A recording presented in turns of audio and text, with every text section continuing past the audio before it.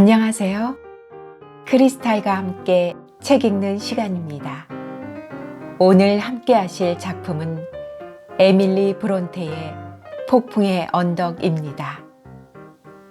에밀리 브론테는 영국의 작가로 제인 에어의 작가인 샬롯 브론테의 동생입니다. 1818년 요크셔 지방 목사 집안에서 태어났으며 어머니가 일찍 돌아가시고 아버지 밑에서 자랐습니다. 1846년에 언니 샬롯, 동생 앤과 함께 시집 커러 앨리스 액튼의 시집을 자비로 출판했으나 별 반응을 얻지 못했습니다. 그러나 에밀리는 죄수, 내 영혼은 비겁하지 않노라 등의 시로 시인으로서의 특별한 위치를 차지하고 있습니다.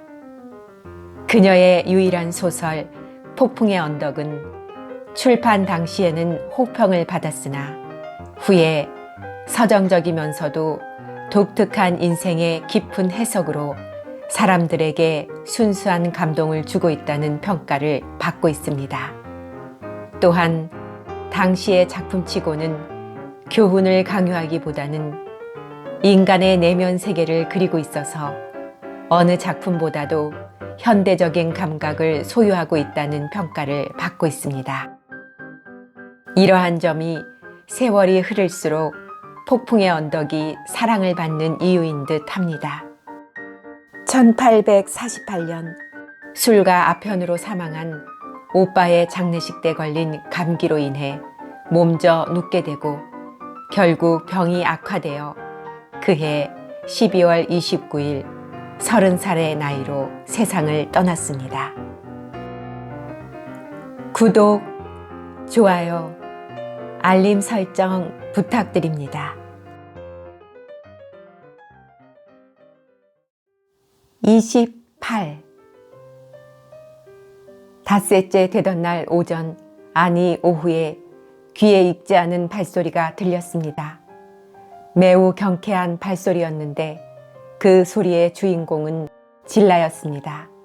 그녀는 새빨간 쇼를 두르고 머리에는 까만 비단 모자를 쓰고 버들가지로 엮은 광주리를 손에 들고 있었습니다. 아니, 이런 넬리!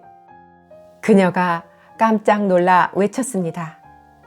당신에 대한 소문이 기머튼에 쫙 퍼졌어요. 넬리와 캐서린 아가씨가 워더링 하이츠에 머물고 있다는 말씀을 주인님이 하시기 전까지는 블랙호스 늪에 빠져버린 줄 알았어요. 어쩌면 도대체 얼마 동안이나 늪에 빠져 있었던 거예요. 그런데 별로 다친 데는 없는 것 같군요. 저는 질라의 얘기로 모든 정황을 눈치챌 수 있었습니다. 당신네 주인은 진짜 악마야. 그 벌은 반드시 받게 될 거야. 그런 얘기를 꾸미지 않아도 모두 밝혀지게 될 텐데. 넬리, 그게 무슨 말이에요? 질라가 의아한 표정으로 물었습니다. 주인님이 그런 게 아니라 마을 사람들이 그러던데요. 당신과 아가씨가 늪에 빠졌다고요. 그래서 난 집에 돌아와서 헤어턴 도련님에게 이렇게 말했지요. 제가 없는 사이에 이상한 일이 일어났더군요. 그 예쁜 아가씨와 활달한 넬리가 정말 불쌍해요. 그랬더니 그는 어리둥절한 얼굴로 쳐다보더군요. 저는 그가 아무 소리도 듣지 못했나 싶어서 기머튼에서 들은 얘기를 들려줬지요. 그러자 옆에서 듣고 있던 주인님이 듣고 빙긋 웃으며 그들은 지금 이곳에 있네, 질라. 넬리는 자네 방에서 쉬고 있지. 올라가서 빨리 돌아가라고 전하게. 열쇠는 여기 있네. 흙탕물을 뒤집어 쓴 채 미친 듯이 날뛰면서 드러시 크로스 저택으로 달려가려고 하기에 제정신을 차릴 때까지 내가 가두어 두었다네. 갈 수 있으면 곧 드러시 크로스 저택으로 돌아가서 내가 아가씨를 그 댁 어른의 장례식에 늦지 않게 돌려보내겠다더라고 전하게. 그러시더라고요. 아니, 우리 서방님이 돌아가셨단 말이에요? 오, 질라, 질라. 저는 숨을 가쁘게 몰아쉬면서 울부짖었습니다. 아니, 안 돌아가셨어요. 진정하시고 앉으세요, 넬리. 그녀가 대답했습니다. 부인은 아직 완전히 회복되지 않은 것 같군요. 그분은 아직 돌아가시지 않았어요. 케네스 선생님 말씀이 하루 정도는 더 사실 수 있대요. 내가 길에서 만나 물어보았거든요. 저는 앉기는커녕 제 물건을 챙겨들고 서둘러 아래로 내려갔습니다. 거실로 들어선 저는 캐서린 아가씨의 소식을 알려줄 사람이 없나 하고 둘러보았습니다. 방 안 가득 햇빛이 비치고 문은 활짝 열려 있었으나 주위엔 아무것도 없는 것 같았습니다. 빨리 집으로 갈까 아니면 아가씨를 찾아볼까 망설이고 있는데 난로가에서 가벼운 기침 소리가 들렸습니다.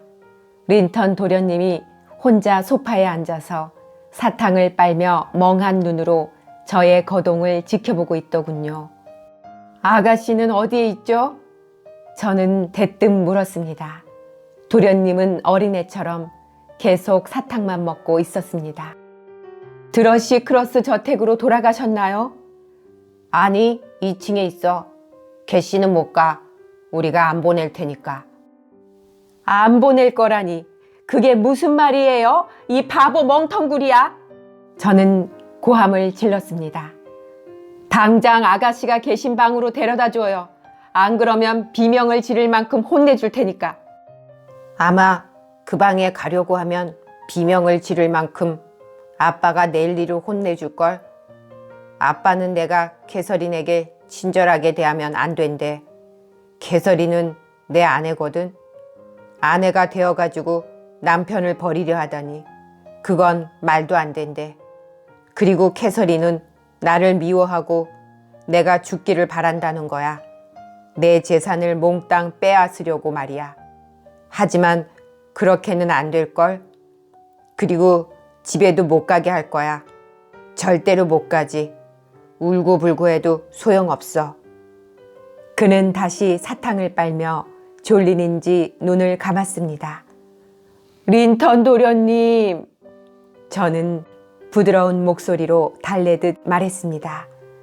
지난 겨울 아가씨가 도련님에게 베푼 친절을 전부 잊으셨어요?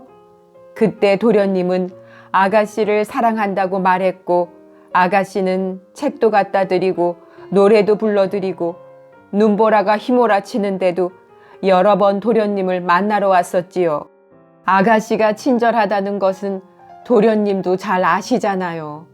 그런데 지금은 히드클리프 씨가 도련님과 아가씨를 모두 미워하는 것을 알면서도 그분의 거짓말을 믿으시는군요. 그리고 그분과 한패가 되어 아가씨를 괴롭히는군요. 그게 도련님에게 친절을 베푼 보답이라고 생각하세요? 제 말에 린턴 도련님은 입을 삐죽거리더니 입에서 사탕을 뺐습니다. 아가씨가 도련님을 미워했다면 워더링 하이츠에 오셨겠어요? 잘 생각해 보세요. 재산에 대해서 말했지만 아가씨는 도련님에게 재산이 있다는 것조차 모르고 계세요. 아가씨가 아프다면서요. 그런데도 도련님은 아가씨를 낯선 집 2층에 저렇게 혼자 내버려 둘 건가요? 외로움이 어떤 건지 누구보다도 잘 아는 도련님이 말이에요. 자신의 고통을 가슴 아파하셨지요. 아가씨는 도련님의 고통에 대해서 동정하셨어요. 그런데 도련님은 아가씨의 고통에 관심조차 없으시군요. 린턴 도련님, 아가씨를 너무나 사랑한 나머지 숭배한다고까지 하시던 도련님이 눈물 한 방울 흘리지 않고 이렇게 편안히 계시다니. 도련님은 무정한 이기주의자군요. 캐서린과 함께 있을 수가 있어야지. 그는 무뚝뚝하게 대답했습니다. 나와 캐서린 단둘이 있는 건 싫어. 어찌나 우는지 듣고 있을 수가 없단 말이야. 내가 아버지를 불러온다고 해도 그치려 하지 않아. 한 번은 내가 정말 아버지를 불렀지. 아버지는 눈물을 그치지 않으면 목을 비틀어 버린다고 위협했지만 아버지가 방에서 나가는 순간 다시 우는 거야. 내가 잠을 잘 수 없다고 투덜거렸지만 캐서린은 아랑곳하지 않고 밤새도록 울고불고 했단 말이야. 히드클리프 씨는 나가고 안 계신가요? 저는 화제를 돌렸습니다. 이 보잘것없는 소년에게는 사촌 누이의 정신적인 고통에 동정할 힘이 없다는 것을 알았기 때문입니다. 안뜰에서 케네스 선생님과 얘기하고 계셔. 그런데 선생님 말씀이 외삼촌이 이젠 정말 돌아가시게 되었대. 잘 됐지 뭐야. 내가 뒤를 이어 드러시 크로스 저택의 주인이 될 테니까 말이야. 캐서린이 항상 우리 집이라고 했었는데 이제 그 저택은 내 거야. 캐서린 것은 모두 내 것이라고 아버지가 그랬어. 그 재미있는 책도 전부 내 거야. 캐서린은 자기를 내보내주면 책이랑 예쁜 새랑 망아지 미니를 주겠다고 했지만 나는 그것들이 전부 다 내 건데 내게 줄 것이 어디 있느냐고 말해주었지. 그랬더니 캐서린은 울면서 목걸이 속에서 작은 초상화를 하나 꺼내서 나에게 주는 거야. 금으로 만든 케이스에 초상화가 2장 들어있었는데 한쪽에는 자기 엄마, 다른 쪽엔 자기 아버지의 젊었을 때 사진이 들어있더군. 그게 어제 일이야. 나는 그것도 내 거라면서 뺏으려고 했어. 그런데 그 망할 것이 안 주려고 나를 밀어젖혀 다쳤지 뭐야. 내가 소리를 질렀더니 캐서린은 겁을 먹었어. 아버지가 오시는 소리가 들렸거든.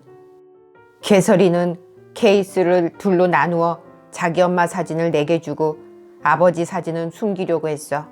그때 아버지가 들어오셔서 왜 그러느냐고 물었어. 그래서 내가 사정을 설명했지. 아버지는 내가 가진 사진을 뺐고 캐서린이 가진 것을 내게 주라고 명령했어.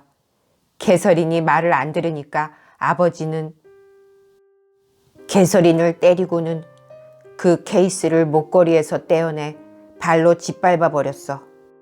그래, 아가씨가 맞으니까 기분이 좋던가요? 저는 린턴 도련님에게 말을 더 시킬 생각으로 물었습니다. 나는 못 본 채 했어. 아버지가 개나 말을 때릴 때도 나는 못 본 채 해. 차마 볼 수 없을 정도로 심하게 때리거든. 하지만 처음에는 고소했지. 나를 밀었으니까 맞을만 하지 뭐야. 그런데 아버지가 나가버리자 캐서린은 나를 창가로 끌고 가서 입 안쪽이 찢어져 입안에 피가 갠 걸 보여주었어. 그러고는 벽을 향해 돌아앉더니 그때부터 내게 한마디도 하지 않았어. 아파서 말을 할 수가 없나 보다 하는 생각이 들기도 했어. 그렇게 생각하고 싶지는 않지만 계속 울어대니 시끄러워 죽겠는데다 얼굴이 하얗게 질려서 미친 것 같아. 난 캐서린이 무서워. 도련님은 2층 열쇠를 손에 넣을 수 있나요? 응, 내가 2층에 있으면 말이야. 하지만 나는 지금 2층으로 올라갈 수가 없어. 어느 방에 있어요? 저는 다시 물었습니다. 안 돼. 말해줄 수 없어. 비밀이야. 그건 아무도 몰라. 헤어턴도 질라도. 나 이제 피곤해.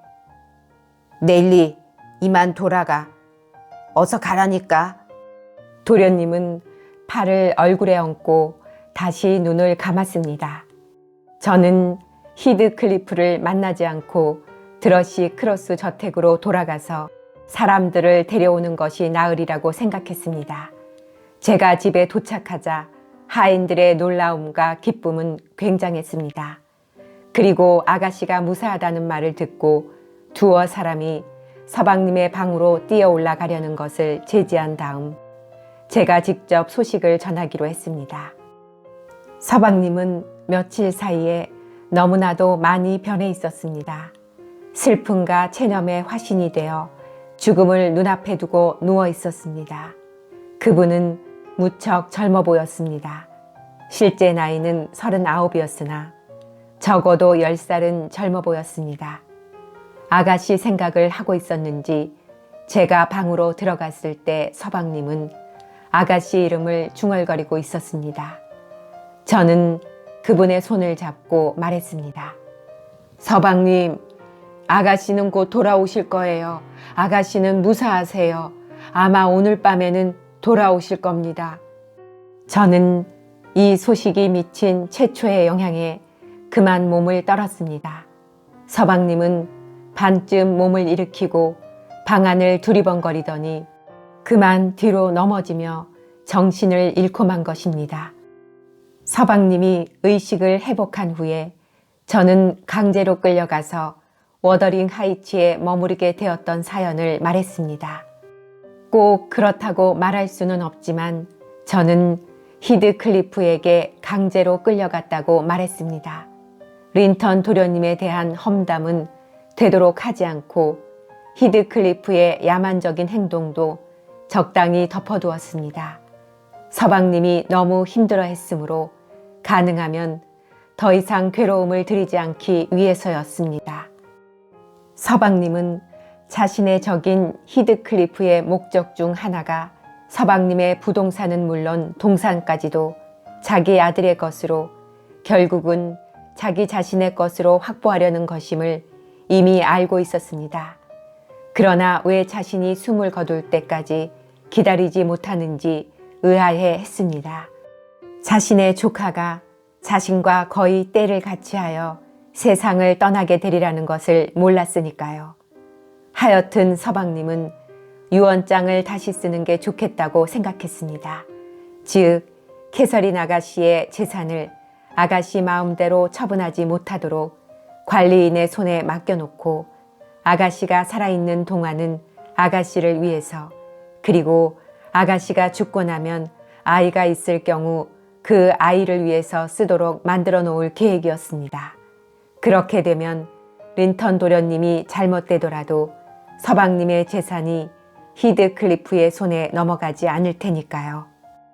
서방님의 분부를 받고 저는 하인 한 사람은 변호사를 부르러 보내고 다른 하인 네 사람에겐 쓸만한 무기를 들려 아가씨를 그 집에서 구해오라고 보냈습니다. 밤이 늦어서야 변호사를 부르러 갔던 하인이 먼저 돌아왔습니다. 변호사 그린씨 댁에 가보니 마침 출타 중이어서 돌아올 때까지 2시간이나 기다려야 했고, 그린씨 말이 마을에 급한 일이 있어서 지금은 갈 수 없으니 내일 아침에 방문하겠다는 거였습니다. 워더링 하이츠에 갔던 네 사람도 역시 그냥 돌아왔습니다. 캐서린 아가씨가 너무 아파서 방에서 나올 수도 없더라는 겁니다. 히드클리프는 하인들을 아가씨와 만나게 해주지도 않았던 것입니다. 저는 그따위 거짓말에 넘어간 하인들을 호되게 야단치고는 서방님에게는 이 사실을 말하지 않았습니다. 그리고 날이 밝으면 하인을 모두 워더링 하이츠로 데리고 가서 아가씨를 순순히 안 보내주면 한바탕 소동을 일으키기로 마음먹었습니다. 만약 그 악마 같은 놈이 방해를 한다면 그 집 문간에서 그 놈을 죽이고서라도 꼭 서방님 앞에 아가씨를 데려다 놓겠다고 저는 몇 번이고 다짐했습니다. 그런데 다행스럽게도 그럴 필요가 없었습니다. 새벽 3시쯤 저는 물주전자를 가지러 아래층으로 내려갔습니다.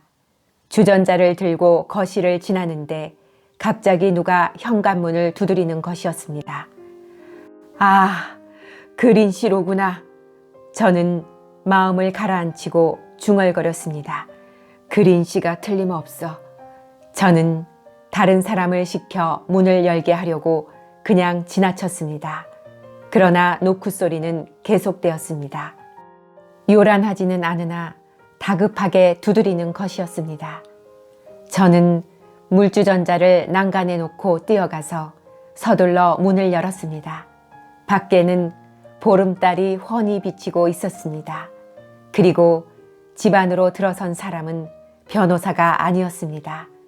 귀여운 나의 아가씨가 울면서 제품으로 뛰어들었던 것입니다. 넬리, 넬리, 아빠는 살아계셔?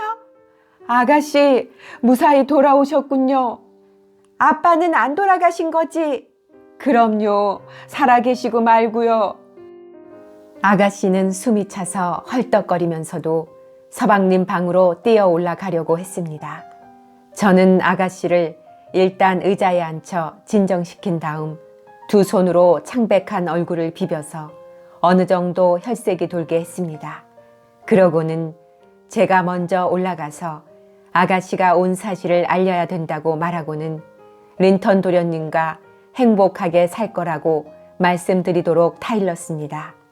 아가씨는 처음에는 놀란 눈으로 바라보았으나 그런 거짓말을 시킨 이유를 곧 알아차리고는 그러겠다고 약속했습니다. 저는 도저히 부녀가 재회하는 모습을 바라볼 수가 없어 한참 동안 서방님의 방문 밖에 서 있었습니다. 두 분은 무척 침착했습니다.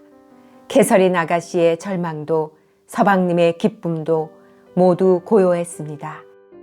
아가씨는 겉으로 보기에는 침착하게 아버님을 부축하고 있었습니다. 서방님은 환희에 찬 눈을 들어 따님의 얼굴을 지그시 쳐다보고 있었습니다. 로구드 씨, 그분은 평화롭게 돌아가셨습니다. 행복한 최후였습니다. 그분은 따님의 뺨에 키스하며 이렇게 말했습니다. 나는 네 엄마에게로 간다. 사랑하는 캐서린, 나중에 너도 우리에게로 오너라. 그러고는 다시는 꼼짝도 하지 않고 말도 없었으나 맥박이 먹고 영혼이 떠나기까지 그 기쁨에 취한 듯한 눈길을 따님의 얼굴에서 떼지 않았습니다. 고통이라고는 없는 평화로운 최후를 맞이한 것입니다. 캐서린 아가씨는 너무 울어서 눈물이 말라버렸는지 아니면 너무나 슬퍼서 눈물조차 흐르지 않는지 해가 뜨도록 눈물 한 방울 흘리지 않은 채 꼼짝하지 않고 그 자리에 앉아 있었습니다. 정오 무렵까지 시신 옆에 꼼짝하지 않고 앉아 있는 아가씨에게 저는 좀 쉬어야 한다며 아가씨를 방으로 보냈습니다. 아가씨를 다른 방으로 가도록 한 것은 다행이었습니다. 점심때 변호사가 찾아왔기 때문입니다. 그는 워더링 하이츠에 들러 히드클리프의 지시를 받고 오는 길이었습니다. 히드클리프에게 매수되었던 겁니다. 그래서 지난밤 서방님이 부르는데도 오지 않았던 거죠.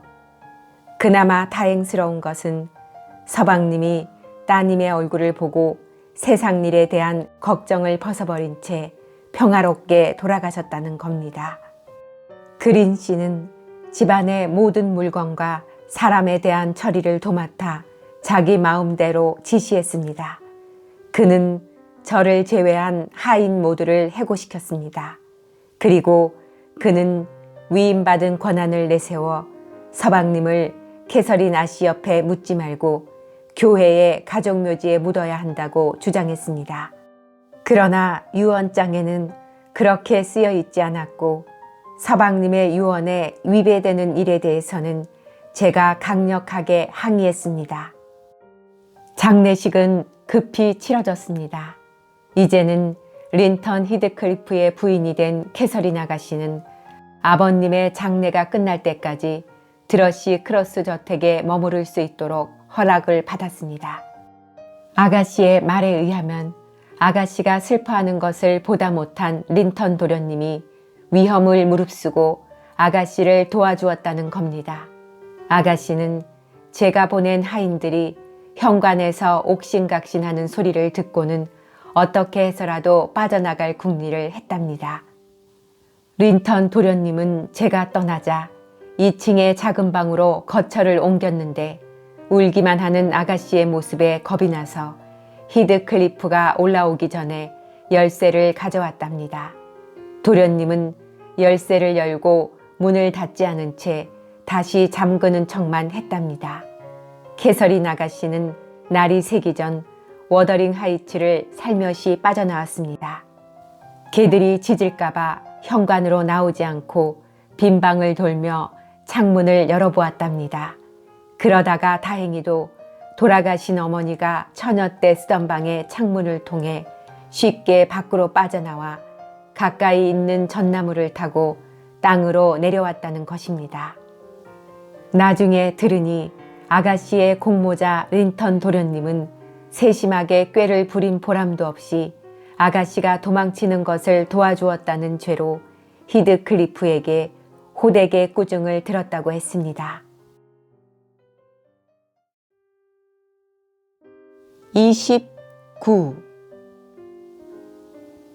장례를 치른 날 저녁, 저는 아가씨와 같이 서재에 앉아서 서방님의 죽음을 슬프게, 특히 아가씨는 절망적으로 회상하면서 어두운 앞날에 대해서 이런저런 상상을 해보았습니다.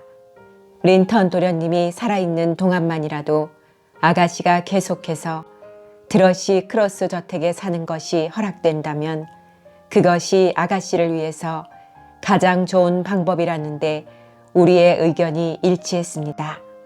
린턴 도련님이 이곳으로 와서 같이 살고 저도 가정부로 남는 겁니다. 그것은 지나치게 희망적인 생각이긴 했으나 저는 진심으로 그렇게 되기를 바랐습니다. 내가 살던 집, 내가 하던 일, 그리고 무엇보다도 사랑하는 아가씨와 헤어지지 않고 같이 살 것이라는 생각으로 힘을 냈습니다.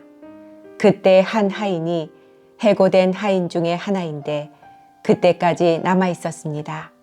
급히 뛰어들어와 악마 같은 히드클리프가 마당으로 들어오고 있는데 들어오지 못하게 문을 잠가도 괜찮을지 물었습니다.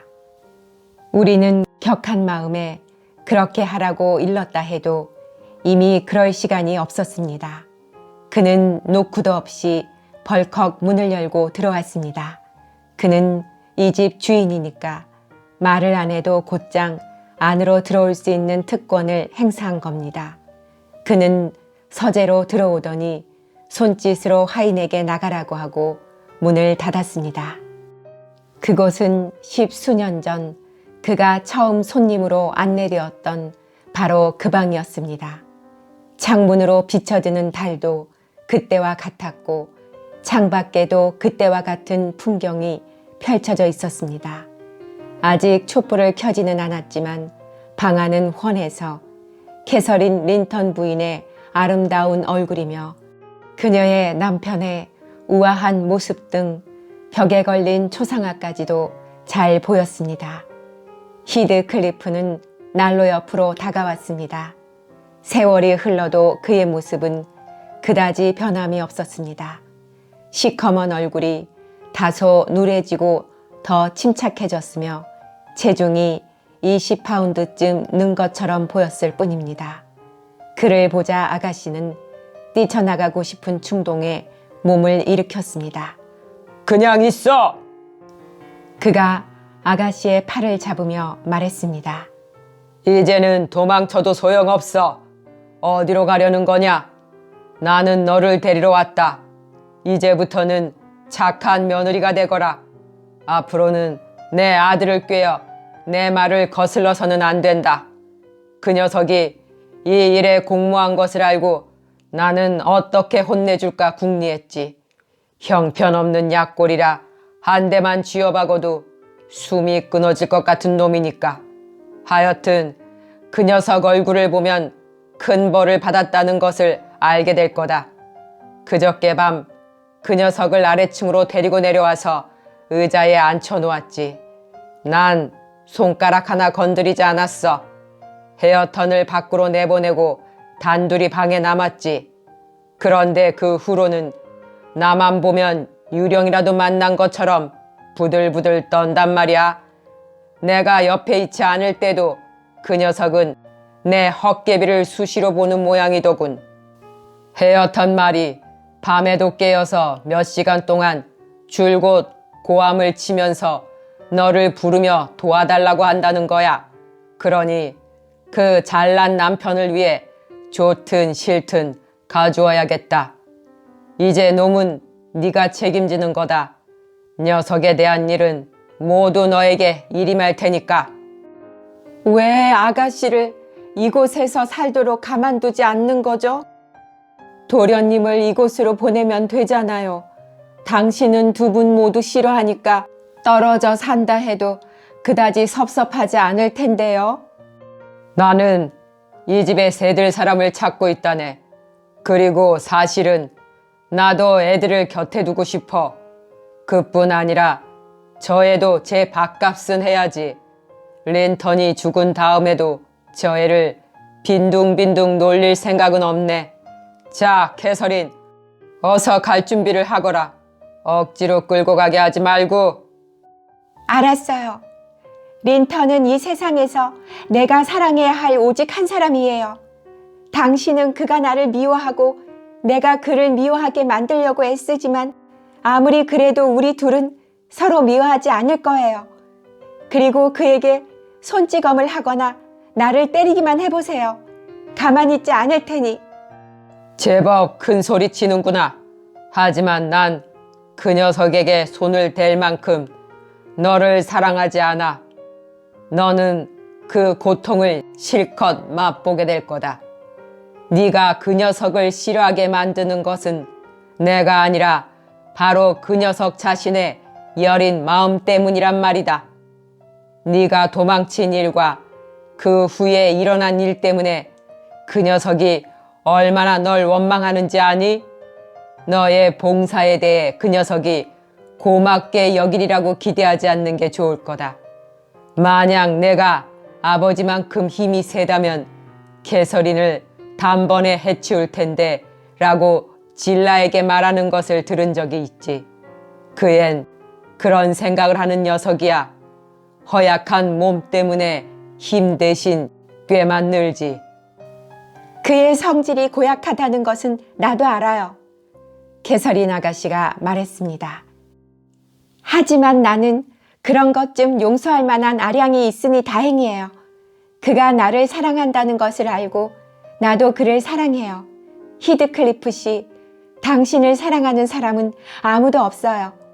당신이 우리를 아무리 비참하게 만든다 해도 그 잔인한 행동은 바로 당신 자신이 우리보다 훨씬 비참하기 때문이라고 생각해요. 내 말이 맞죠?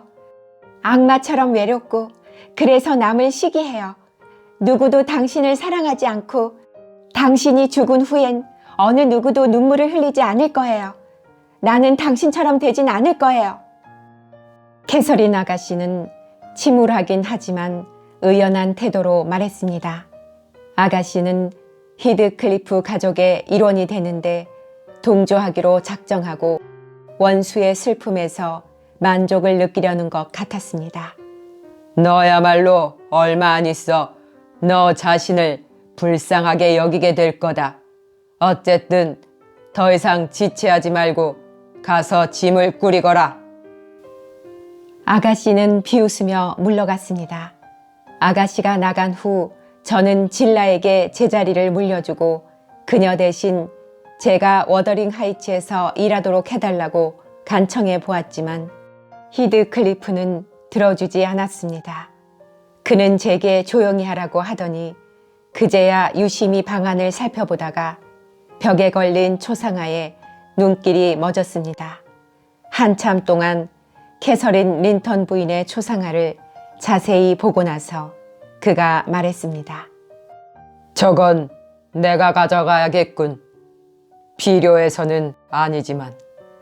그는 난로 쪽으로 몸을 획 돌리더니 달리 적절한 말이 없으니 미소라고 표현할 수밖에 없군요. 미소를 지으며 말을 이었습니다. 내가 어제 어떤 짓을 했는지 말해주지.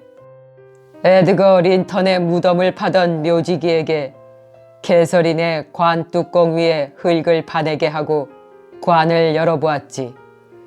나도 거기 나란히 누웠으면 싶더군. 아직도 옛날 그대로였어. 나를 끌어내는데 묘지기가 무척 애를 먹었지. 하지만 관 속에 공기가 들어가면 썩는다기에 관 한쪽은 느슨하게 터놓고 뚜껑을 덮었지. 느슨하게 터놓은 쪽은 린턴이 누워있는 쪽이 아니야. 나쁜 놈 같으니. 그런 놈은 납으로 만든 간 속에 넣고 땜질을 했어야 하는 건데 그런 다음 묘지기에게 돈을 집어주고 내가 거기에 묻히거든 내 관도 개설이네 관처럼 한쪽을 좀 느슨하게 해달라고 부탁했지. 당신은 정말 무서운 사람이군요.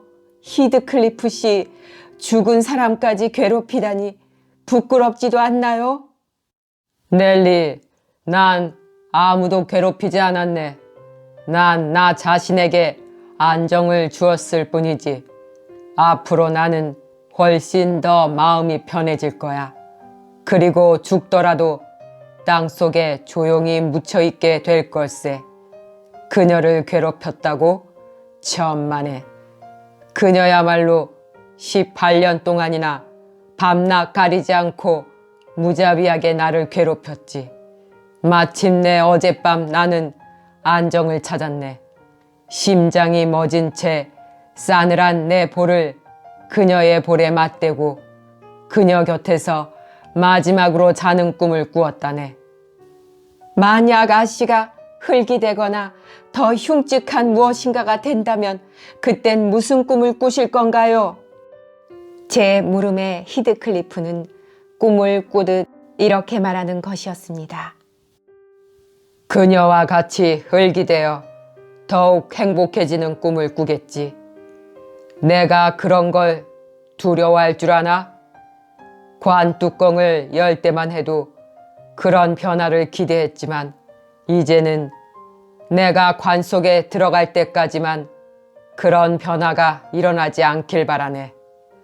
번뇌를 벗어난 그녀의 얼굴에서 강렬한 인상을 받지 않았더라면 그 묘한 기분은 사라지지 않았을 걸세. 그것은 이상하게 시작되었다네. 그녀가 죽자 나는 미치광이처럼 밤낮으로 영혼이라도 내게 돌아와 달라고 빌었네. 나는 유령의 존재를 믿어. 유령이 이 세상에 존재할 수 있고 또 사실 존재한다는 것을 믿고 있다네. 그녀가 묻히던 날은 눈이 내렸지. 밤이 되어 나는 묘지로 갔다네. 겨울처럼 찬바람이 몰아치고 사방은 고요하더군. 바보 같은 에드거 린턴 녀석이 그처럼 늦은 시간에 무덤으로 기어 올라올 걱정은 없었고 그를 빼고는 아무도 그곳에 올 사람은 없었지. 나 혼자였어. 우리 둘 사이를 막고 있는 것은 1야드 깊이의 부드러운 흙분이라는 것을 알고 나는 이렇게 중얼거렸지. 다시 한번 개설이를 안아보아야지. 체온이 식어 몸이 차가우면 이 부풍 탓이라고 생각하고 안 움직이면 잠들어 있는 거라고 생각해야지.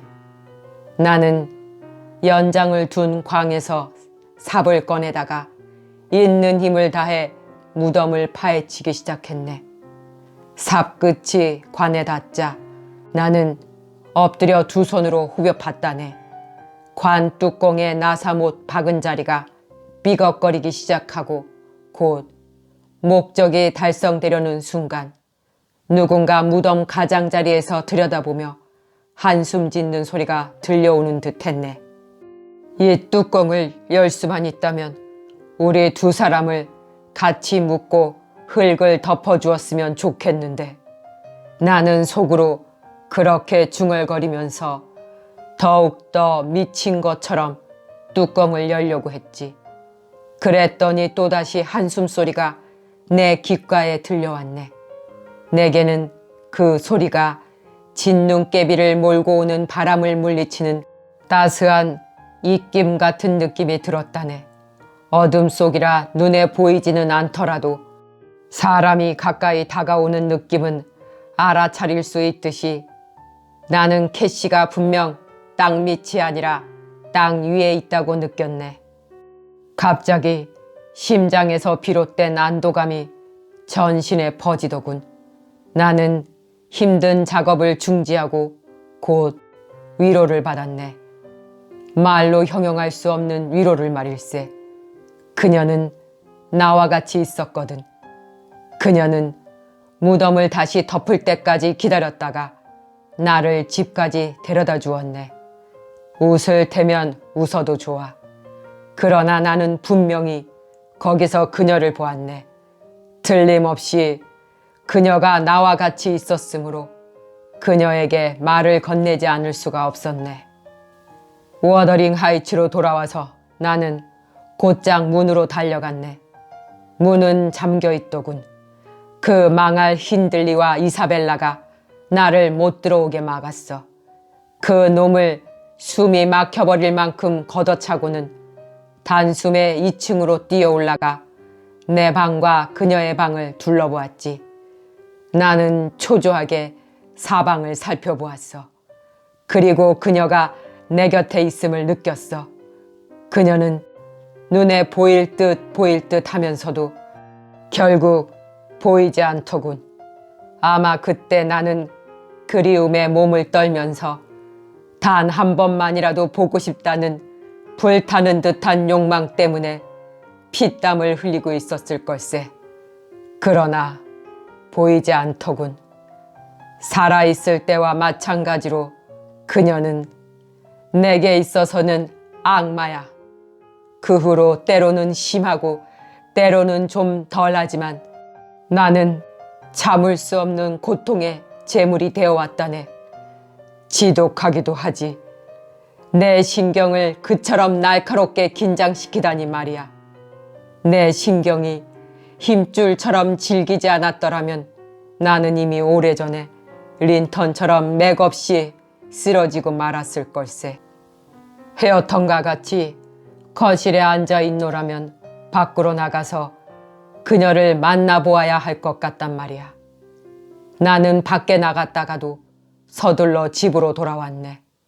분명히 그 여자가 워더링 하이츠의 어딘가에 있을 것 같아서 말이야.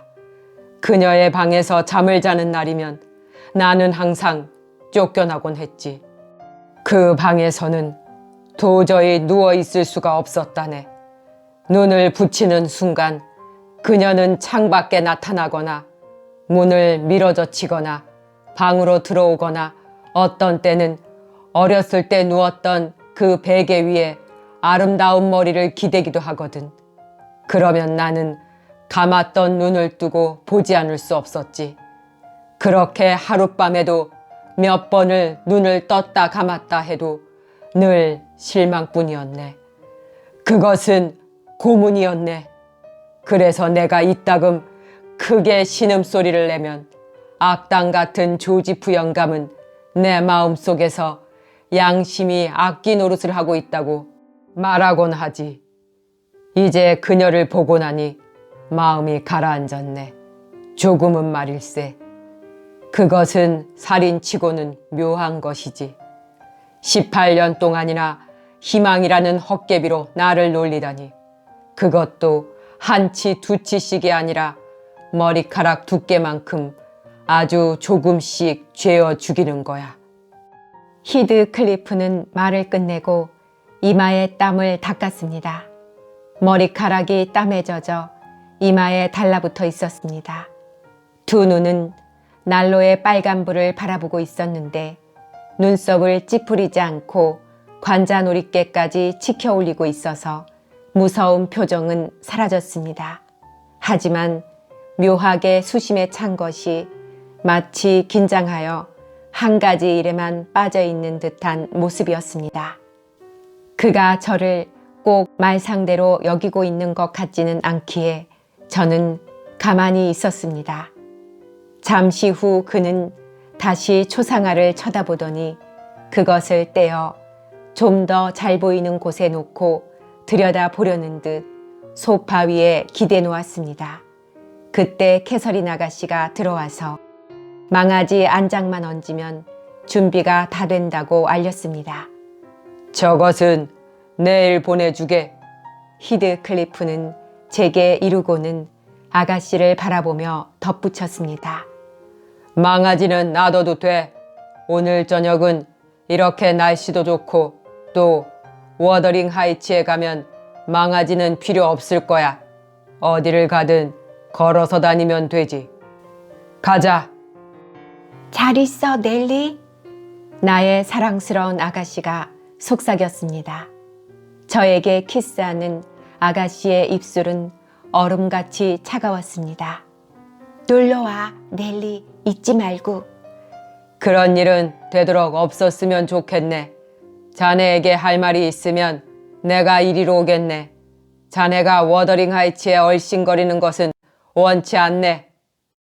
그는 아가씨더러 앞장서라고 손짓했습니다.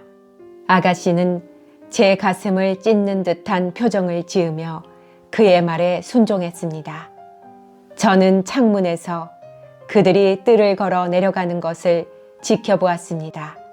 히드클리프는 빠른 걸음으로 아가씨를 끌고 오솔길로 들어섰습니다. 두 사람의 모습은 이내 나무 사이로 사라져 보이지 않았습니다. 30. 그 후 저는 워더링 하이츠에 한 번 간 적이 있었지만 아씨를 만나지는 못했습니다. 아씨의 안부가 궁금해서 찾아갔었는데 조지프가 문을 가로막고 서서 캐서린 아씨는 바쁘시고 주인님은 안 계시다면서 들여보내주지 않았습니다. 질라가 그 집안 사정을 조금이라도 일러주지 않았더라면 누가 죽었는지 살았는지조차 모를 뻔했습니다. 말하는 품으로 보아 질라는 캐서린 아씨를 그다지 좋아하지 않는 것 같았습니다. 아마 건방지다고 생각했겠지요. 그 댁에 처음 갔을 때 아씨가 질라에게 심부름을 시켰는데 히드클리프가 못하게 막았답니다. 히드클리프는 질라에게 맡은 일이나 하라고 하면서 아씨에게 자기 일은 자기가 하라고 일렀다는 것입니다. 질라는 얼씨구나 하고 히드클리프의 말대로 했답니다. 인정은 많지만 본래 소견머리가 없는 여자였으니까요. 캐서린 아씨는 이런 냉대를 받고는 아이처럼 토라져서 그녀가 무슨 큰 잘못이라도 저지른 것처럼 자기 원수 중의 하나로 여기면서 그녀를 무시했답니다. 6주일 전쯤, 그러니까 록우드 씨가 이곳에 오시기 얼마 전이었죠. 들에서 질라를 만나 오랫동안 이야기를 나누었는데 그날 질라는 이런 이야기를 들려주었습니다.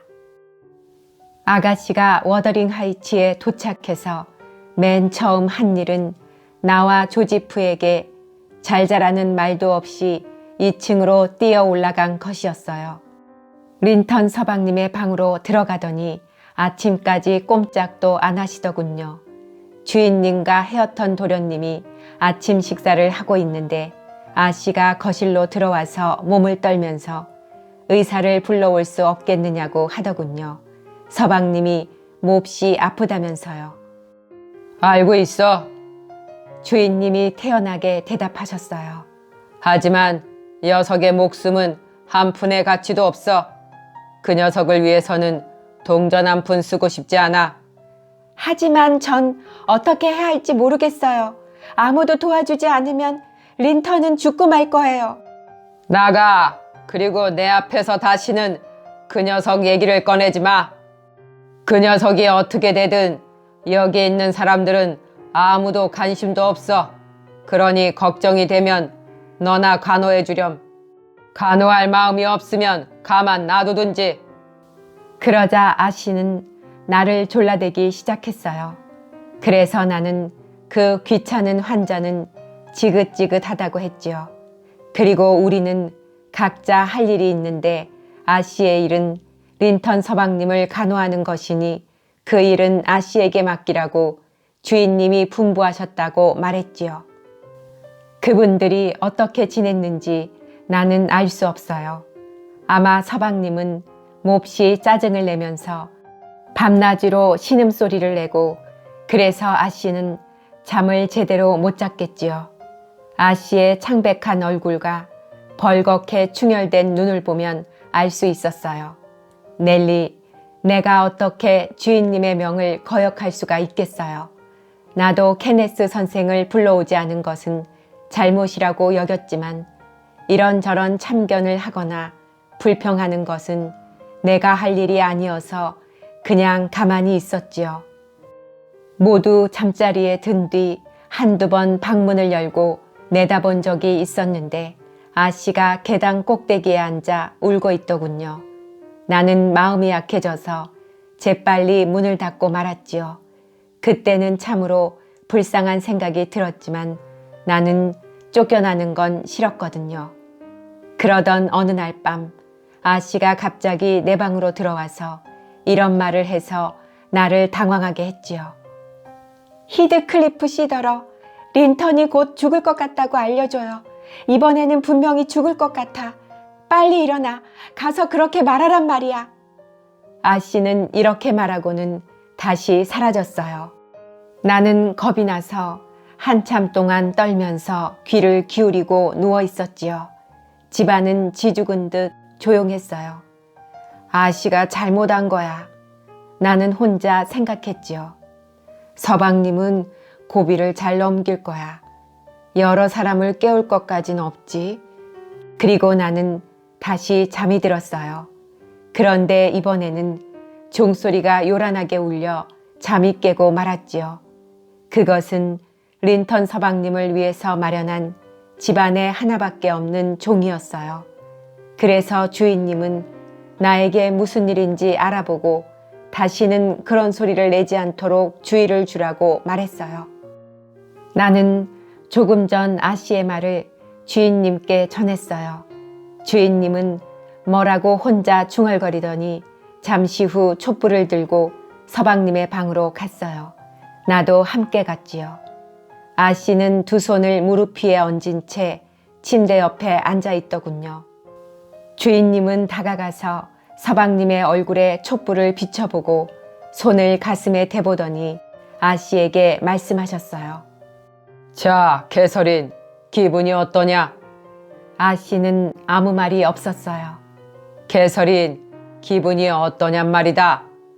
주인님이 다시 물으셨지요. 린턴은 편안한 곳으로 가고 난 자유로워졌어요. 그러니 당연히 기분이 좋아야 할 텐데. 아씨는 슬픔을 감추지 못하고 말을 잇더군요.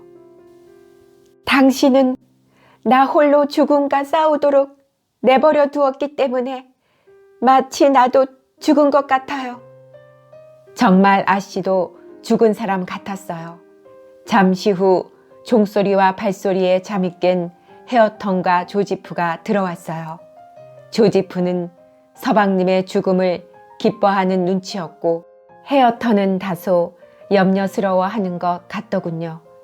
그는 아씨를 쳐다보는데 더 정신이 팔려 있었지만 말이에요. 그러나 주인님은 헤어턴에게 침실로 돌아가라고 일렀어요. 그의 도움은 필요 없었기 때문이죠. 그런 다음 조지프에게 서방님의 시신을 자기 방으로 옮기라고 하고 저더러는 방으로 돌아가라고 하셨어요. 결국 아씨만 혼자 그 방에 남게 되었지요.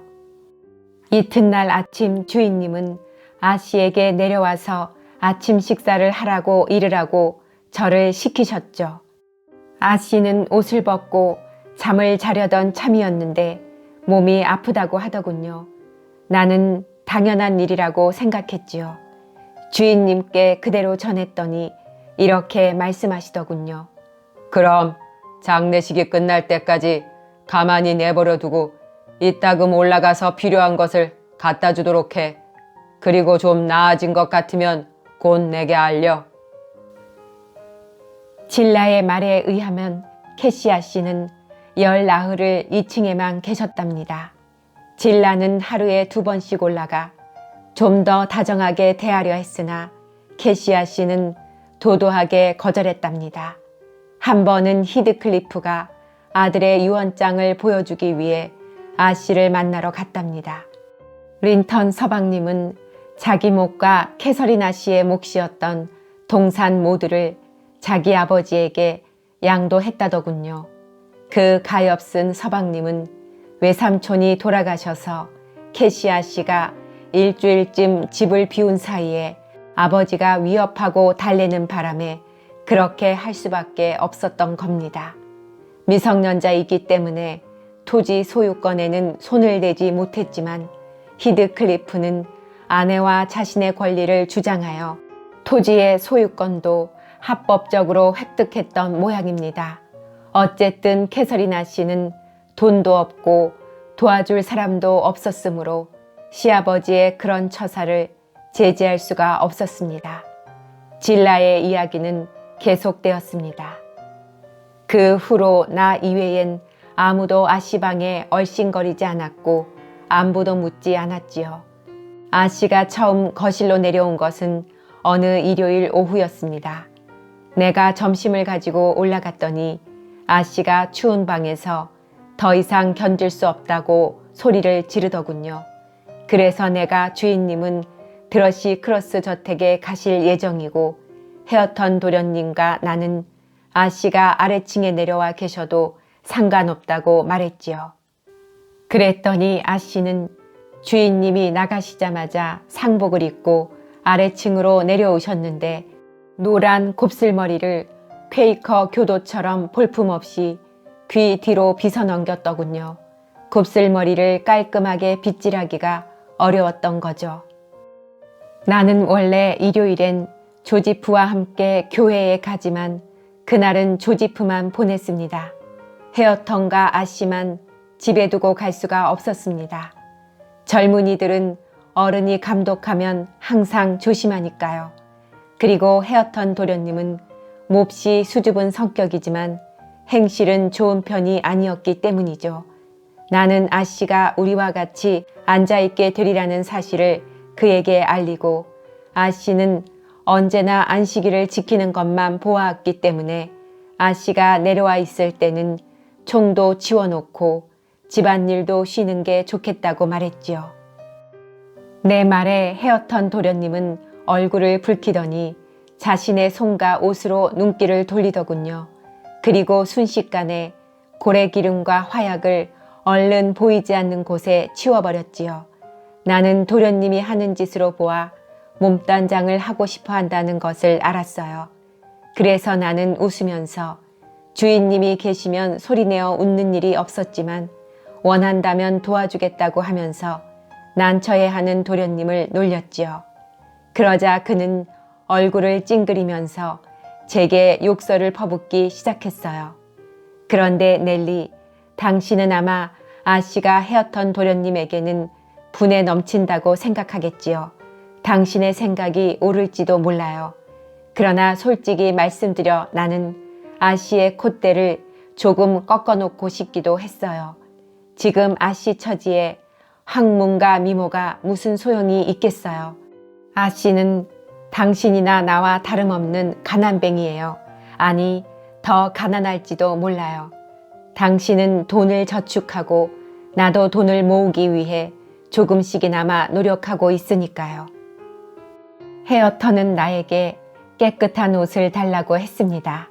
그래서 나는 그가 모양내는 걸 도와주고 칭찬을 했죠.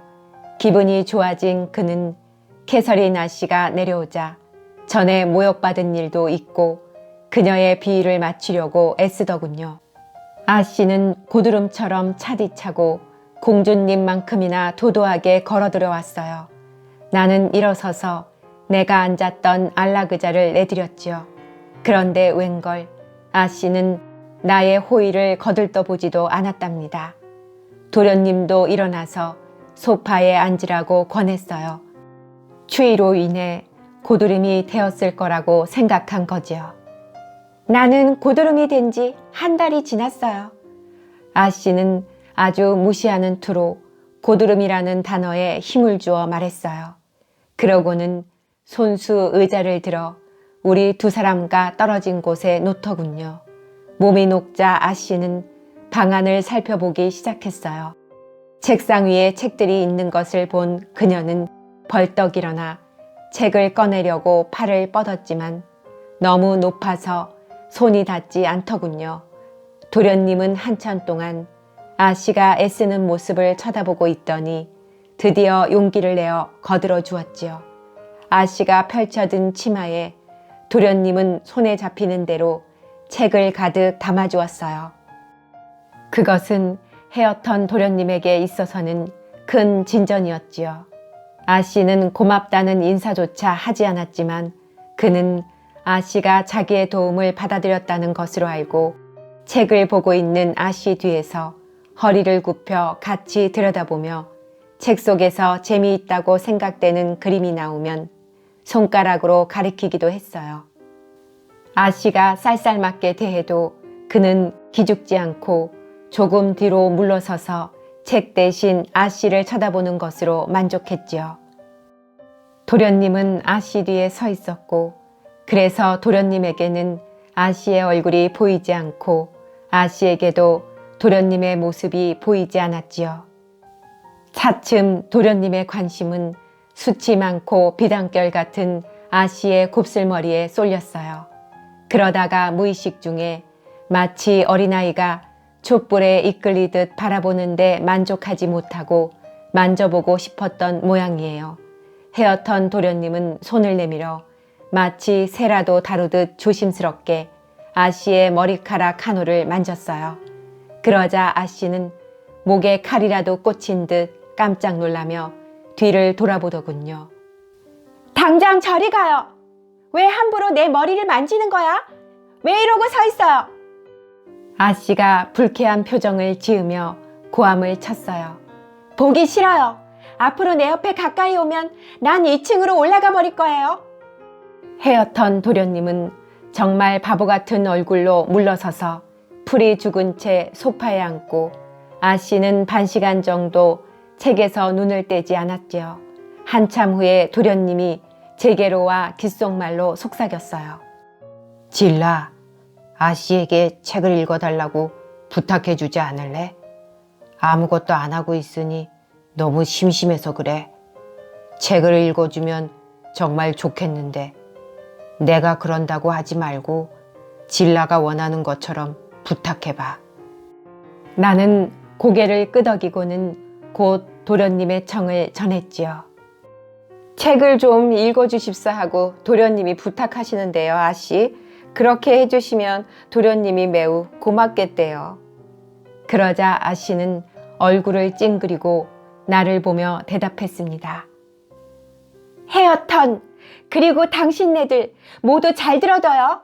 나는 당신들이 베푸는 척하는 위선적인 친절 따위는 받아들이지 않겠어요. 내가 친절한 말 한마디만 들어도 아니 당신들 중 누구든 얼굴이라도 한 번만 보았으면 죽어도 여한이 없겠다고 생각했을 땐 아무도 내 앞에 나타나지 않았어요. 그렇지만 당신네들에게 불평하고 싶은 생각은 없어요. 나는 단지 추워서 할 수 없이 여기 내려온 것이지 당신들과 재미있게 어울리기 위해서 내려온 건 아니란 말이에요. 내가 어쨌다는 거야? 그때까지 잠자코 있던 도련님이 벌컥 화를 내며 말했습니다. 도대체 내가 뭘 잘못했다는 거야? 아, 당신은 빼고요. 당신 같은 사람이 날 안 찾아주었다고 섭섭한 적은 한 번도 없었으니까요. 난 당신 대신 밤을 새우겠다고 히드클리프 씨에게 여러 번 부탁했단 말이야. 닥쳐요. 불쾌한 그 목소리를 듣고 있느니 차라리 문 밖이나 다른 데로 가버리겠어요. 아씨의 무례한 태도에 도련님은 지옥으로 가든지 마음대로 하라고 투덜대면서 내 부탁의 말은 까마득하게 잊었는지 한쪽으로 치워놓았던 총을 꺼내어 멋대로 굴었지요. 말도 함부로 했고요. 그러니 아씨도 자기 방으로 돌아가는 것이 나으리라는 생각은 들었겠지만 추위 때문에 자존심을 꺾고 아래층으로 내려와 우리와 같이 지내는 날이 많아졌지요. 그러나 나는 다시는 내 호의를 무시당하지 않도록 그 일이 있은 후로는 아씨 못지않게 무뚝뚝하게 굴었지요. 누구도 아씨를 사랑하거나 좋아하지 않았어요. 사실 사랑을 받을 만한 자격도 없지만 왜냐하면 누구든지 뭐라고 한마디만 하면 사정없이 쏘아댔으니까요. 아씨는 주인님에게조차 대들어서 매까지 맞았어요. 혼이 나면 날수록 아씨의 성격은 더욱 포악해지더군요. 처음 질라에게 이런 말을 들었을 때 저는 이 집에서 나가서 오두막이라도 얻어 아씨와 함께 살려고 작정을 했습니다. 그러나 히드클리프는 그럴 바에야 차라리 헤어턴에게 집을 주어 따로 나가게 했을 겁니다. 현재로서는 아씨가 재혼하는 길밖에 다른 방법이 없는데 그런 일은 제 힘으로 어떻게 할 수 있는 일이 못 되지요. 넬리의 이야기는 끝났다. 의사가 예측한 것과는 달리 나의 건강은 빠르게 회복되었다. 아직 1월의 두 번째 주이지만 하루나 이틀 뒤에 나는 말을 타고 워더링 하이츠로 가서 집주인에게 앞으로 6달 정도는 런던에서 보낼 계획이라고 말하고, 만약 그가 원한다면 10월 이후에 새들 사람을 다른 데서 물색해도 좋다고 말할 작정이다. 누가 뭐래도 나는 이곳에서 또다시 겨울을 보낼 생각은 추호도 없다.